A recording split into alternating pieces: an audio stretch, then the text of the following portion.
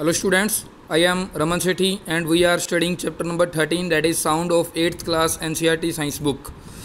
And our today's topic is topic number 13.2, sound produced by humans. कि humans के अंदर sound कैसे produce होता है, किस वजह से प्रोड्यूस होता है, ये हमारा आज का टॉपिक है. तो लेट्स स्टार्ट आवर टॉपिक. तो क्या लिखा है, speak loudly for a while or sing a song or buzz like a bee. Put your hand on your throat as shown in figure 13.8. Do you feel any vibrations. क्या कह रहे हैं कि आपको लाउडली बोलो या फिर कोई सॉन्ग गाओ या मक्खी की तरह आवाज़ निकालो. तो जब आप कोई भी साउंड प्रोड्यूस कर रहे होगे अपने माउथ से, तो अपने थ्रोट पे, जैसे कि फिगर नंबर 13.8 में दिखाया गया है, तो वहाँ पर अपनी थ्रोट के ऊपर अपनी एक हाथ या फिंगर अपनी रखो. तो क्या आपको कोई वाइब्रेशन फील होगी जब आप बोल रहे हो. तो बोलते टाइम पे अपने थ्रोट पे जब हाथ रखोगे तो क्या आपको कुछ वाइब्रेशन फील होगी. तो यस, आपको वाइब्रेशन फील होगी. तो in humans the sound is produced by the voice box or the larynx.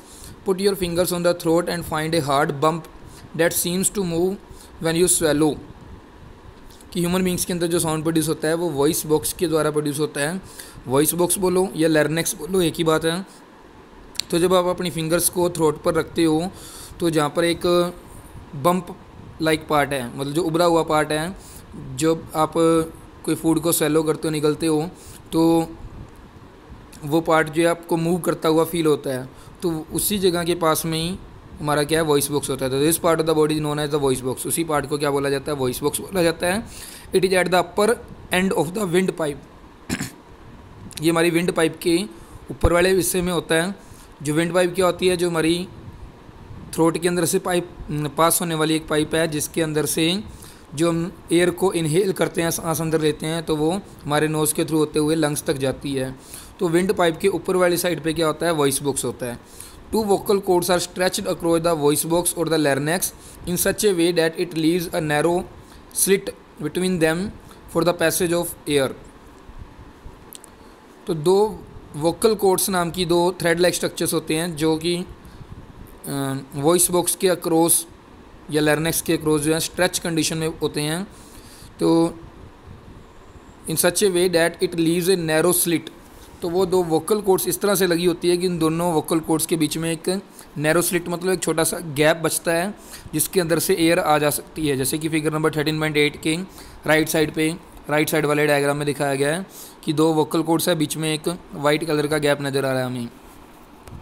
तो when the lungs force air through the slit, the vocal cords vibrate producing sound. Muscles attach to the vocal cords can make the cord tight or loose. कि जब when the lungs force air through the slit, कि जब हमारे lungs से air जब बाहर आती है तो उस स्लिट के अंदर से पास होकर आएगी, तो वोकल कॉर्ड उस एयर के प्रेशर की वजह से वाइब्रेट करेगी, जिसकी वजह से वो साउंड प्रोड्यूस करेगी. तो muscles attach to the vocal cords can make the cord tight or loose. कि जो वोकल कॉर्ड्स के आसपास जो मसल्स होती है, जिन्होंने वोकल कॉर्ड्स को पकड़ कर रखा होता है, तो उन वोकल कॉर्ड्स की वजह से, उन मसल्स की वजह से वोकल कॉर्ड्स जो है हमारी टाइट या लूज हो सकती है. तो when the vocal cords are tight and thin, the type or quality of the voice is different from that when they are loose and thick. कि जब हमारी वोकल कॉर्ड्स टाइट होती है और थिन होती है, उस टाइम पर हमारी जो आवाज़ निकलती है वो कुछ अलग टाइप से निकलती है, आवाज़ की क्वालिटी कुछ अलग टाइप की होती है. और जब वोकल कॉर्ड्स लूज़ होती है या थिक होती है, तो उस टाइम पे हमारी साउंड की क्वालिटी जो है कुछ अलग टाइप की होती है. तो let us see how the vocal chords function. तुम्हारी वोकल कॉर्ड किस तरह से काम करती है, तो उसको समझने के लिए एक एक्टिविटी एक्सप्लेन की है हमें.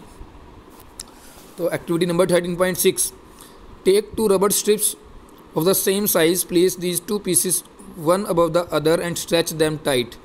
Now blow air through the gap between them. As the air blows through the stretched rubber strips a sound is produced. क्या करना है, आपको 2 रबड़ की स्ट्रिप्स लेनी है, उन दोनों को एक दूसरे के ऊपर रख लेना है और दोनों के बीच में थोड़ा सा हल्का सा गैप रखना है. तो उन दोनों स्ट्रिप्स को अपने फिंगर्स के बीच में पकड़ना है, जैसे कि फिगर नंबर ए में दिखाया गया है. तो अपनी फिंगर्स के अंदर पकड़कर उनके बीच का जो खाली गैप है, उस गैप के अंदर आपने एयर ब्लो करनी है, कुछ एयर पास करवानी है. तो जब एयर पास कराओगी तो आपको वाइब्रेशंस फील होगी और वाइब्रेशन के साथ साथ उन रबड़ की स्ट्रिप्स में से साउंड भी निकल कर आएगा. तो you can also take a piece of paper with a narrow slit and hold it in between your fingers as shown in figure 13.9b. Now blow through the slit and listen to the sound. Our vocal cords produce sound in a similar way. तो आप रबड़ strips अगर आपके पास नहीं है तो आप 2 paper की स्ट्रिप्स भी ले सकते हो। पेपर की स्ट्रिप्स को भी लेकर सेम वैसे ही करना है कि उनको अपनी 2 फिंगर्स के बीच में पकड़ना है और उनके बीच में साउंड देना है, एयर पास करवानी है। तो जब एयर पास करवाओगे तो वो पेपर स्ट्रिप्स वाइब्रेट करेगी और साउंड प्रोड्यूस करेगी। तो सेम इसी तरह से हमारी जो थ्रोट के अंदर, वॉइस बॉक्स के अंदर जो वोकल कोर्ड्स होती है वो भी इसी तरह से काम करती है कि जब वोकल लंग से एयर बाहर आती है तो वोकल कोर्ड्स के बीच का जो गैप होता है, स्लिट जो होता है, उस स्लिट में से पास होकर निकलती है और वो जिससे वोकल कोर्ड वाइब्रेट करती है और वोकल कोर्ड की वाइब्रेशन करने की वजह से साउंड प्रोड्यूस होता है। तो अलग अलग तरह के साउंड हम प्रोड्यूस करते हैं। Vocal cord in the man are about 20 mm long. In women, these are about 5 mm shorter. Children have very short vocal cords. This is the reason why the voices of man, women and children are different. कि जो man की vocal cords की length जो है वो 20 millimetre की होती है और वुमेन की वोकल कॉर्ड्स 5 मिलीमीटर शॉर्ट होती है एज़ कम्पेयर टू मैन की वोकल कॉर्ड से। तो यानी कि वुमेन में वोकल कॉर्ड्स की लेंथ अप्रोक्सीमेटली 15 मिलीमीटर की होती है और चिल्ड्रन के अंदर और भी छोटी वोकल कॉर्ड्स होती है, फीमेल की कंपैरिजन में भी छोटी होती है। तो इसी रीजन की वजह से मैन, वुमेन एंड चिल्ड्रन की जो साउंड है, जो वॉइस है वो डिफरेंट होती है। वुमेन एंड चिल्ड्रन की जो वॉइस होती है वो श्रिल होती है, तिखी आवाज़ होती है, लेकिन जो मैन की आवाज़ होती है वो होर्स या ग्रेव साउंड बोलते हैं, मतलब वो हैवी साउंड होता है, भारी आवाज़ होती है। तो अब हमें ये समझ आएगा कि हमारी वोकल कॉर्ड्स कैसे काम करती है। हमारे जो गले का वॉइस बॉक्स या लैरिंक्स वाला जो पार्ट है उसी की वजह से हम साउंड प्रोड्यूस कर पाते हैं और उसके अंदर वोकल कॉर्ड्स होती है, वो कैसे काम करती है हमने अभी समझ लिया है। हमारा नेक्स्ट टॉपिक है sound needs a medium for propagation. Sound को प्रोपेगेट करने के लिए, साउंड को ट्रैवल करने के लिए किसी न किसी मीडियम की ज़रूरत होती है। साउंड विदाउट मीडियम ट्रैवल नहीं कर सकता। साउंड को पास होने के लिए चाहे सॉलिड, लिक्विड या गैस, किसी न किसी टाइप के मीडियम जरूर चाहिए। When you call up your friend who is standing at a distance, your friend is able to hear your voice. How does the sound travel to her? कि जब आप अपने किसी फ्रेंड को आवाज़ लगाते हो जो कि आपसे काफ़ी दूर खड़ा है, तो जब आपने उसको आवाज़ लगाई तो आपके फ्रेंड ने आपकी आवाज़ को सुना और आपकी आवाज़ को सुन के आपको रिस्पॉन्ड करता है। तो आपके द्वारा जनरेट किया गया साउंड आपके फ्रेंड तक कैसे पहुंचा, तो इसके लिए एक्टिविटी समझते हैं। Activity number 13.7। तो पहले आपको बता दूं कि वो साउंड कैसे पहुंचा, एयर के थ्रू ट्रैवल करके। कि हमारे अंदर और हमारे फ्रेंड के बीच में जो गैप था, उस गैप में क्या था, एयर थी। तो एयर क्या है, एक मीडियम हो गया। तो एयर एक मीडियम प्रोवाइड कर रहा है साउंड को प्रोपेगेट करवाने के लिए। तो इसी तरह से साउंड जो है यहाँ पर तो एयर में से पास हो रहा है, उसके अलावा साउंड लिक्विड्स में से भी पास हो सकता है, गैसेस में से भी पास हो सकता है। तो साउंड को ट्रैवल करने के लिए कोई ना कोई मीडियम नेसेसरली चाहिए ही चाहिए। तो इस चीज़ को समझने के लिए हमारी एक्टिविटी नंबर 13.7 है। तो क्या दिया इस एक्टिविटी में, make a glass tumbler, take a glass metal glass tumbler, make sure that it is dry, place a cell phone in it, remember that the cell phone must not be kept in water, ask your friend to give a ring on this cell phone from another cell phone, listen to the ring carefully, now surround the rim of the tumbler with your hand, put your mouth on the opening between hands, indicate to your friend to give a ring again, listen to the ring while sucking air from the tumbler, does the sound become fainter as you suck, remove the tumbler from your mouth, does the sound become loud again। तो आपने क्या करना है कि एक glass, metal की या glass की बनी हुई टम्बलर लेना है। टम्बलर मतलब कोई गिलास ले लो या कोई बड़ा मेटल का कंटेनर या ग्लास का बना हुआ कंटेनर ले लेना है, एक डिब्बे टाइप में ले लेना है। तो आपने क्या करना है कि उसके अंदर अपना एक सेल फोन रखना है। तो पहली बात, जो आपका जो ग्लास टम्बलर होगा वो ड्राई होना चाहिए, गीला नहीं होना चाहिए, उसमें वाटर नहीं होना चाहिए। अगर वाटर होगा तो सेल फोन आप बीच में डालोगे तो आपका सेल फोन ख़राब हो सकता है। तो फिर क्या करना है कि सेल फोन अपना बीच में रखा और अपने किसी दूर खड़े किसी फ्रेंड को बोलो कि वो उस सेल फोन पे रिंग करें। जब आपके फ़ोन पे रिंग करेगा वो, तो उस फ़ोन की रिंग की आवाज़ जो है आपको बाहर सुनाई देगी, ग्लास टम्बलर के बाहर भी सुनाई देगी। तब नेक्स्ट आपने क्या करना है कि उस ग्लास टम्बलर के रिम मतलब उसकी जो बाउंड्री है, उस बाउंड्री को कवर कर लो अपने दोनों हाथों से और उसको अपने दोनों हाथों को अपने माउथ के साथ टच कराओ। तो जब अपने माउथ के साथ टच कराकर अब आपने क्या करना है कि उसकी अंदर से एयर को सक करना है, मतलब जो गिलास के अंदर की एयर है वो एयर को आपने अपनी माउथ के अंदर खींचना है। तो जैसे जैसे आप एयर को अपने अंदर माउथ के अंदर खींचोगे तो उस गिलास के अंदर एयर कम होती जाएगी। और अब आप अपने फ्रेंड को बोलो, इशारा करके बताओ या उसको पहले से आप समझा कर रखो कि जब आप अपने माउथ से एयर को सक कर रहे हो तो वो आपके फ़ोन पे दोबारा से रिंग आए। तो जब आपके फ़ोन पे दोबारा से रिंग आएगी और आप एयर जब सक कर रहे थे तो उससे क्या होगा कि अब आपको फ़ोन की आवाज़ सुनाई तो देगी, लेकिन जितनी पहले आ रही थी, जितनी लाउडली पहले आ रही थी उतनी लाउडली अब नहीं आएगी। तो इससे क्या हुआ कि जब हमने एयर को सक कर लिया, खींचना शुरू करा, तो ग्लास के अंदर एयर के मॉलिक्यूल्स कम हो गए। तो एयर के मॉलिक्यूल्स कम हो गए तो एयर के मॉलिक्यूल्स की आपस में टकरा कर जो वाइब्रेशन होनी थी वो वाइब्रेशन नहीं हो पाई, वाइब्रेशन कम हो गई। तो जब वाइब्रेशन कम हो गई तो साउंड जो है फेंट हो गया, फिक्का साउंड हो गया, आवाज़ धीमी हो गई, उसकी लाउडनेस कम हो गई। तो लेकिन अगर हमारे पास एक वैक्यूम पंप नाम की डिवाइस आती है, अभी तो हमने एयर अपने माउथ से सक करी थी, लेकिन अगर हम वैक्यूम पंप का यूज़ करें तो वैक्यूम पंप से बहुत ज़्यादा एयर को सक किया जा सकता है। तो अगर वैक्यूम पंप का यूज़ करते तो आवाज़ जो है फ़ोन की और भी कम हो जाती।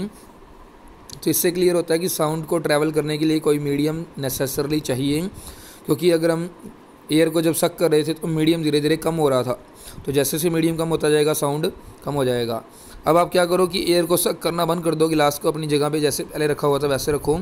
अब दोबारा से जब उस पर फ़ोन पे रिंग करोगी तो आपको आवाज़ साउंड जो है फ़ोन की वैसे की वैसे पहले जितनी लाउड पहले सुनाई दे रही थी उतनी ही लाउड अगेन सुनाई देगी। तो can you think of an explanation, तो क्या आप इसका एक्सप्लेनेशन बता सकते हो? तो इसका एक्सप्लेनेशन मैंने आपको बता दिया। तो is it possible that the decreasing amount of air in the tumbler had something to do with the decreasing loudness of the ring?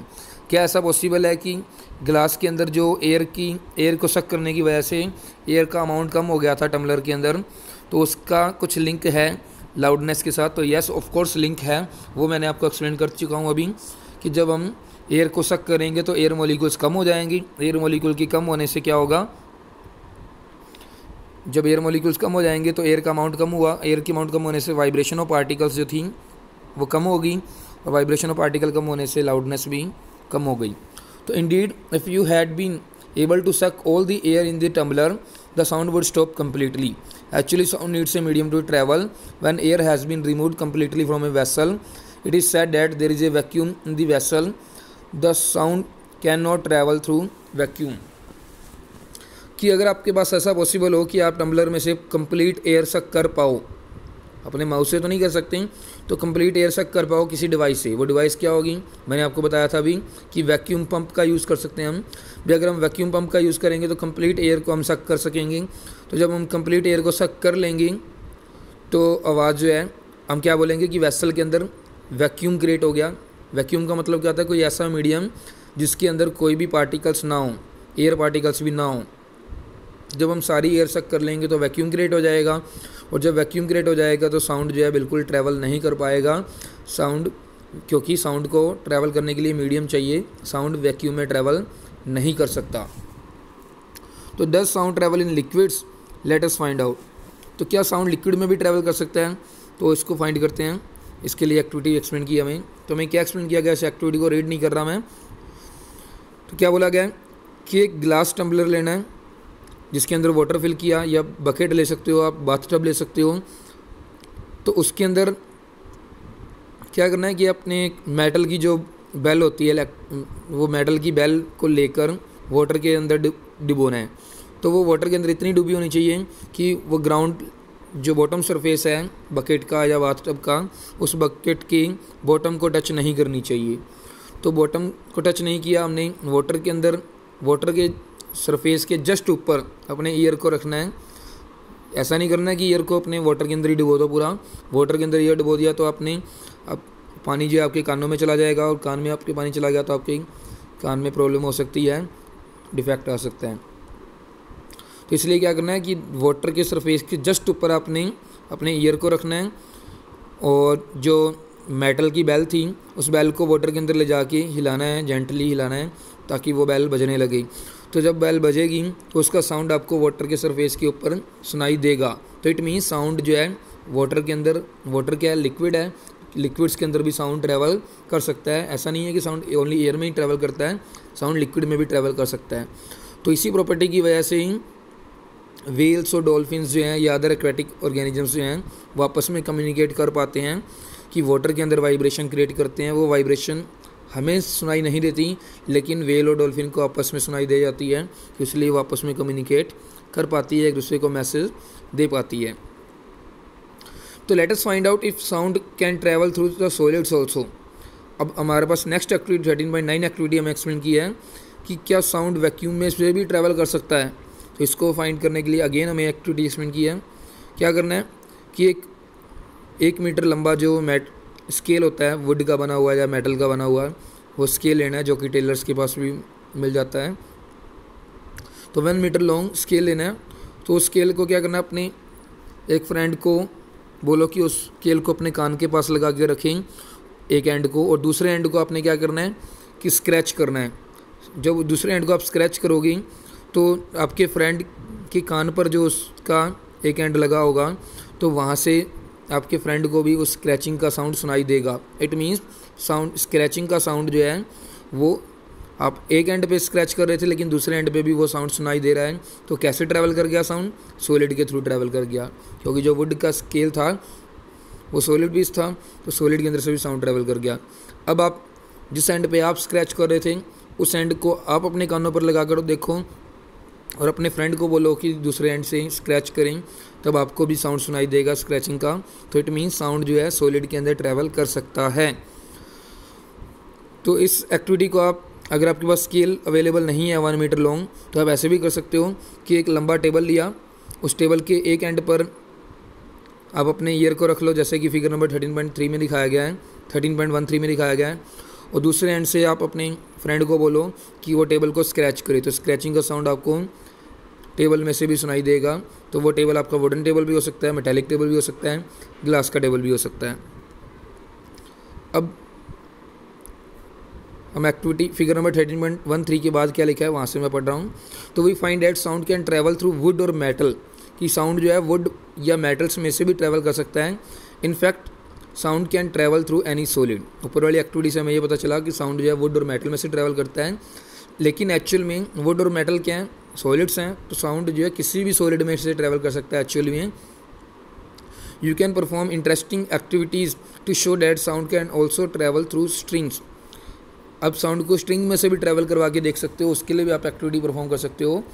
Recall if you made a toy telephone, can you say that the sound can travel through strings. तो आपने may be छोटे होते एक strings से भी toy telephone बनाया हो, ऐसा हो सकता है। क्या करेंगे, नहीं बनाया तो आप बना के देखिए। क्या करना है कि आपने 2 डिस्पोजेबल कप लेकर उनके बीच में एक थ्रेड लगाकर, स्ट्रिंग लगाकर, एक लगभग 1 मीटर लॉन्ग स्ट्रिंग लगाकर आपने एक कप दोनों साइडों पे लगा देने हैं। तो वो आपका एक क्या बन जाएगा, टॉय टेलीफोन बन जाएगा। तो आपने क्या करना है, इसके एक कप को अपने फ्रेंड के कान पे लगाना है और दूसरे एंड से आपने स्पीक करना है, या फिर आप अपने कान पे लगा लो और आपके फ्रेंड को बोलो कि वो स्पीक करे उसमें। तो जब आपका फ्रेंड बोलेगा तो दूसरे पर्सन के ईयर्स पे वो साउंड सुनाई देगा। तो मतलब वो स्ट्रिंग्स के अंदर भी वाइब्रेशन पास हो गई, स्ट्रिंग के अंदर से भी साउंड ट्रैवल कर गया। We have learned so far that vibrating object produce sound and it is carried in all direction in a medium. How do we hear it? हमने अभी तक ये समझ लिया कि साउंड जो है वाइब्रेशन की वजह से प्रोड्यूस होता है, और वाइब्रेशन जो है मीडियम के अंदर हर एक डायरेक्शन में जाएगी। तो हम उस साउंड को फिर सुनते कैसे हैं। तो ये हमारा नेक्स्ट टॉपिक है कि साउंड जो है एक पर्सन जो बोल रहा होगा उस पर्सन से दूसरे जो पर्सन सुन रहा है उस सुनने वाले के कानों तक कैसे पहुंचता है। तो वो हमारा अब नेक्स्ट टॉपिक है। इस टॉपिक को हम अपनी नेक्स्ट क्लास में पढ़ेंगे। फ़िलहाल आज के लिए हम इतना ही करेंगे। Thank you and have a nice day.